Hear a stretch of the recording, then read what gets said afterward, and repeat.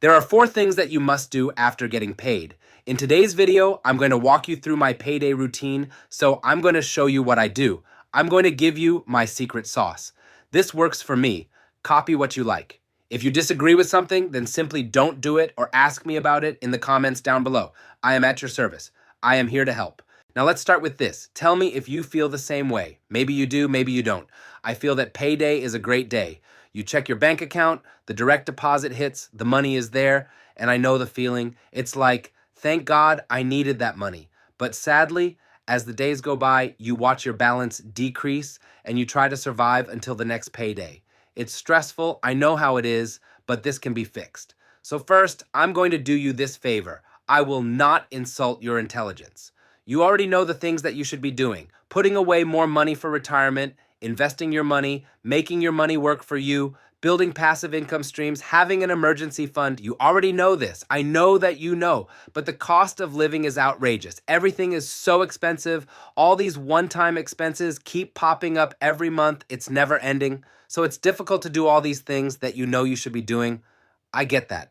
Okay, so let me share with you my payday routine so you can see how I build wealth, and then I'm going to give you some practical tips. Okay, so it's payday, money comes in, it hits my bank accounts. Now, a lot of these pompous rich people on social media, they love to say, first thing you do is you pay yourself. I say bullshit. I have bills to pay. I don't pay myself first. I pay my bills first. So priority number 1, at least for me, is to pay your bills. So your mortgage, your rent, car payment, credit card bills, student loan payment, cell phone, utilities, etc. Get those paid first. Okay, so these rich people and their acolytes, they say that you have to pay yourself first to build wealth. They're essentially saying that when you get your paycheck, the first thing you should do is set aside money to invest it, no exceptions. So for example, if your net paycheck each month is just, say, $5,000, then the first thing you should do, according to them, is take $1,000 of that and put it into the stock market or go buy up real estate. Even if you end up not having enough money to pay your bills or your debt obligations, they're saying that it doesn't matter, no excuses, pay yourself first, and then figure out the math later. Okay, so I disagree with this approach. I pay my bills first, and here's why. Do you know what happens when you don't pay your mortgage? You get foreclosed on and they take your home. Do you know what happens when you don't pay your rent? You get evicted. Do you know what happens when you don't pay your credit card balance? You pay an interest rate of 20% or more. The reality is that not everyone has that luxury of having enough money from each paycheck to save and invest.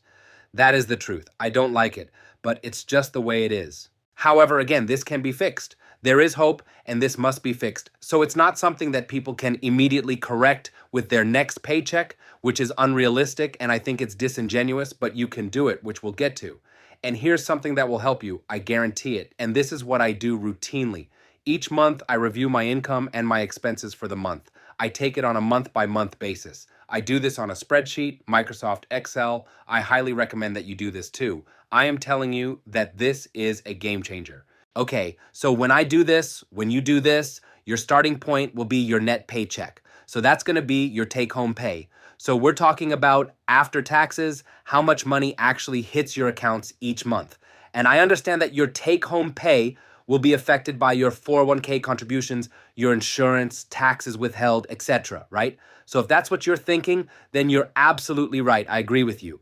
But for the sake of simplicity, please just start with your monthly take-home pay. So this is what I have to work with after taxes. From here, I pay my bills first. So list out your necessary expenses. So we're talking about your mortgage, your rent, car payment, student loan payment. Write them down, please. Cell phone, internet, electricity, gas, groceries. So I'm not talking about DoorDash or Uber Eats or Starbucks.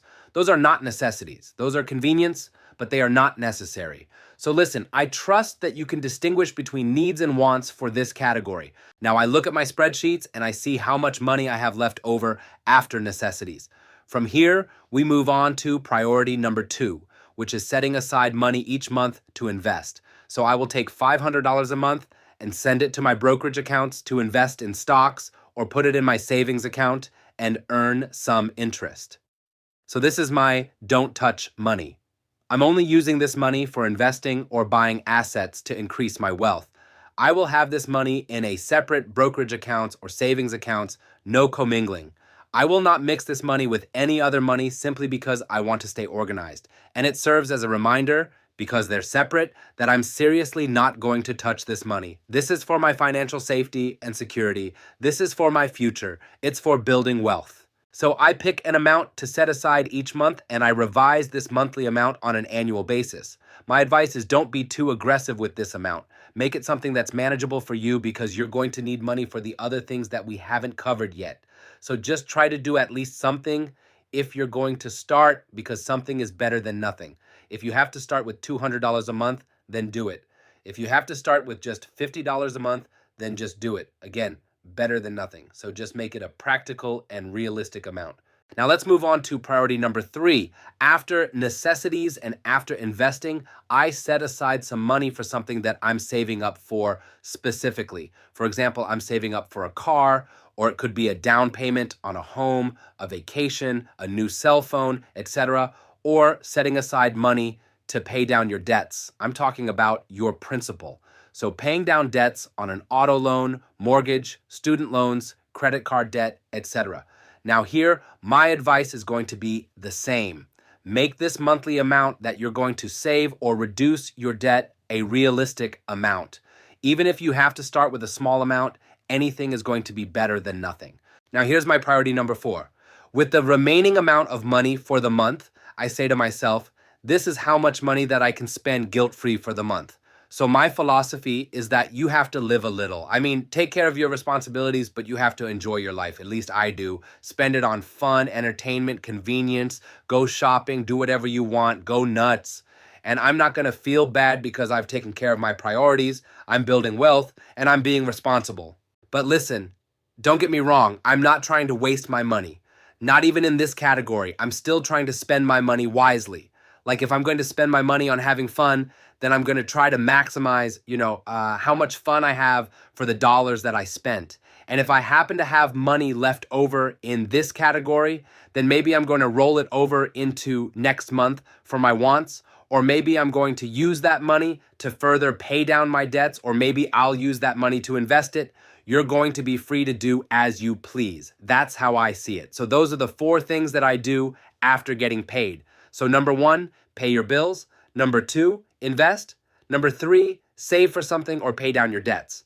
And number 4, have a good time. Now, I want to bring up what so many people are thinking. Zuhair, I don't make enough money to do all these things. Okay, so I'm glad we're bringing this up. So first of all, the reality is that for the majority of people, there's not much money left over, if any at all, after all the essential expenses. Cost of living has inflated faster than wages, and there's only so much in expenses that you can cut.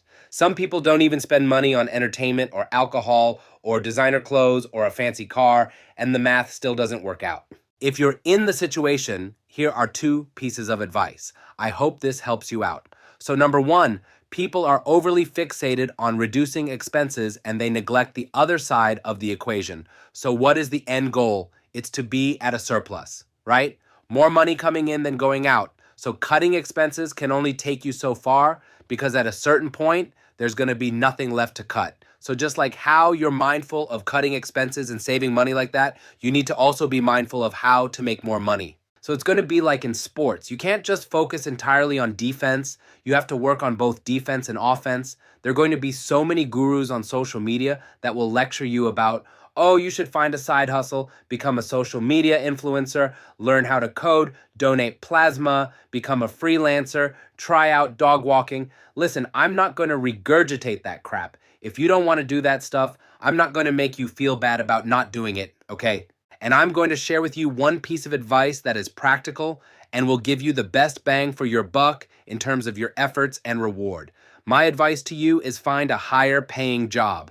And hear me out. The best time to find the job is when you already have a job. So find yourself an upgrade. That's what I'm saying. So do you know when is the worst time to find a job? It's when you're unemployed, because you will be desperate and you will settle. And that's not a good look at your interview now, is it? Just think about it. If you already have a job, you have nothing to lose. You can look for a new job that offers better pay, flexibility, benefits, and if you cannot secure a big upgrade, then screw it. you're not going to settle because you already have a job.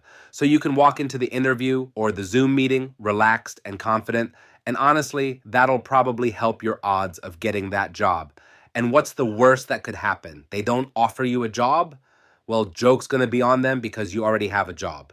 And if an employer offers you an upgrade, then take it. Drop your old employer like a bad habit. There is no loyalty when you are an employee. So you can be courteous, you can be professional, but there's no loyalty. Your company will lay you off whenever it's convenient for them, and you should leave when it's convenient for you. Another way to play this is to take the new job offer and use that as leverage to get a pay raise at your current job. So you're basically telling your current employer, I got a new job offer for 30% more pay, match that or else. So you're basically giving an ultimatum. So with that being said, if you are employed, how proactive have you been about finding an upgrade to make more money? How much time have you spent looking at job postings or working with a recruiter or networking? How current is your resume? How many jobs have you applied for last month? People spend more time casually looking at homes online or vacations to take, and they spend no time looking at job postings or sending out resumes when they have a job. So you should be more proactive here. I'm telling you, this is going to give you the best bang for your buck in terms of effort, time, and results. My piece of advice number 2 is to analyze your budget. So do the budget thing. Write out your income and your expenses. See where your biggest financial leaks are. So trust me, this is going to be a game changer. So I'll tell you this is like a secret that you'll stumble upon once you do this. It's usually one category that is out of control. That is your money pit. So it could be dining out, it could be alcohol, drugs, entertainment, shopping spree, maybe it's your dog, maybe it's your significant other. So trust me, write down your expenses on a spreadsheet. You will see that it's one category that is killing you, a black hole that sucks your money and much more than you thought. So you're going to be shocked at your own spending in this category, the dollar figure. And why am I saying that's going to be one category in specific? It's because it's human nature. So I want to share this observation with you. So let's say that you're a rich person. So I'm not talking about uber rich. I'm not talking about a billionaire. But let's just say that you have a person that makes $1 million a year, and I deal with these clients all the time. They're a dime a dozen.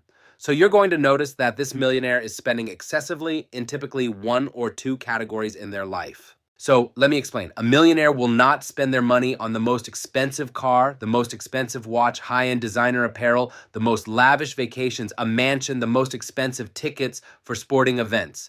No, that's not how it is. It's usually just one or two categories where the spending is outrageous. So for example, I have a client that spends excessively on their watch collection. So my client wears a $100,000 watch, but wears $60 jeans. So they can afford designer jeans, but they just don't care to. I have a client that has a car collection and maintenance is very expensive. So this client drives a Lambo, but eats at McDonald's and Chick-fil-A every week. So they can afford to eat at a Michelin star restaurant every single meal, but they don't feel like it. They like Chick-fil-A. This video is not sponsored by Chick-fil-A. I have a client that spends a ton of money on amazing vacations, just excessive amounts of money, but he gets his hair cut for 20 bucks. So it doesn't matter if you're a millionaire, if you make little money, or somewhere in between. Relatively speaking, you are overspending in one or two categories, and that is draining your money. And if you're looking to fix your financial leaks, you have to first identify how bad the problem is. So if you think sometimes, I don't know where my money is going, then you really have to write out your expenses. So I want you to investigate what is going on with your finances, and I want to see you make improvements. Please subscribe. I thank you for the support, and I wish you a very nice day. Take care.